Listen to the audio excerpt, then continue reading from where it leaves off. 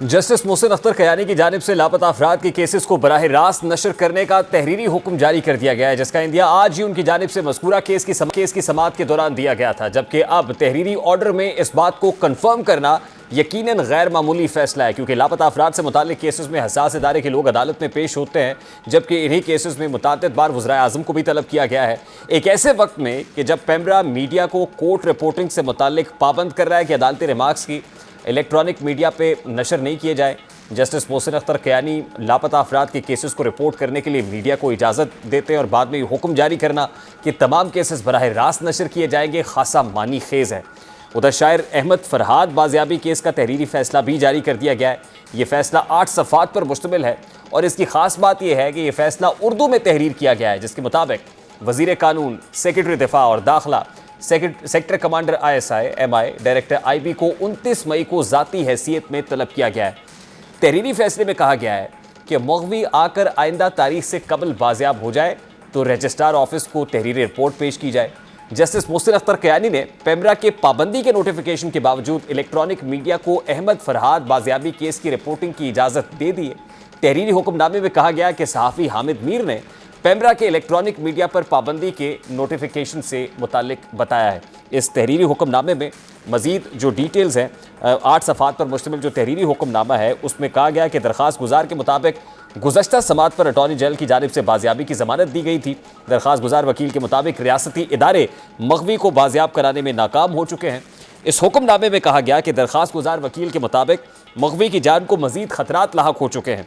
दरख्वास्त गुजार वकील के मुताबिक रियासती ज़मानत पर एतबार नहीं किया जा सकता। पुलिस के मुताबिक जियो फेंसिंग करा ली गई है और मुतल्लिका जगह और लोगों तक पहुँचने में कामयाबी हासिल होगी और दौरान समाअत अदालत इस नतीजे पर पहुँची है कि लापता अफराद का मसला मफाद आमा का सबसे अहम मसला है।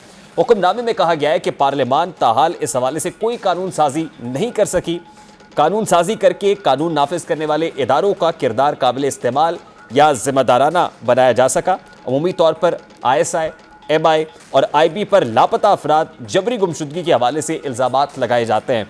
इल्ज़ामात की वजह से उनकी साख और इंतज़ामी उमूर मुतासिर होते हैं और आवाम की नज़र में उन इदारों के बारे में मनफी तासुर फैलता है। रियासत ने इस हवाले से अब ये कुछ सवालात उठाए गए हैं कि रियासत ने इस हवाले से क्या इक़दामात उठाए जिससे इदारा जाती मुखासमत को ख़त्म किया जा सके। अदालत की जानिब से इस तहरीरी हुक्मनामे में यह भी कहा गया कि वज़ीर कानून और सेक्रेटरी कानून को इस हवाले से अदालती मुआविन मुकर्रर किया जाता है। अदालत ने अहम सवालात जो उठाए उनमें सबसे अहम सवाल ये है कि ISI MI और IB में सेक्टर कमांडर के फ़राइज़ में क्या अमूर शामिल हैं। अदालत ने इस्तफ़सार किया कि किस कानून के तहत इन फ़राइज़ की वजाहत की गई है।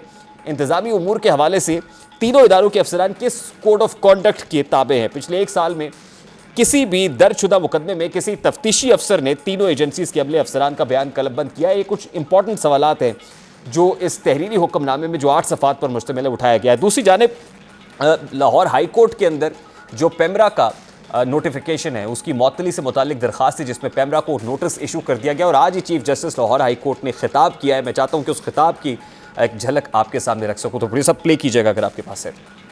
हम बिल्कुल किसी बार के साथ, किसी इदारे के साथ, किसी हुकूमत के साथ कोई लड़ाई नहीं चाहते, लेकिन ये ताली दोनों हाथ से बजेगी, एक हाथ से नहीं बजेगी। एहतराम उस वक्त तक है जब अदालतों का एहतराम किया जाएगा। अगर अदालतों का एहतराम नहीं है तो फिर हमसे भी एक्सपेक्ट ना करें कि हम उनका एहतराम करें।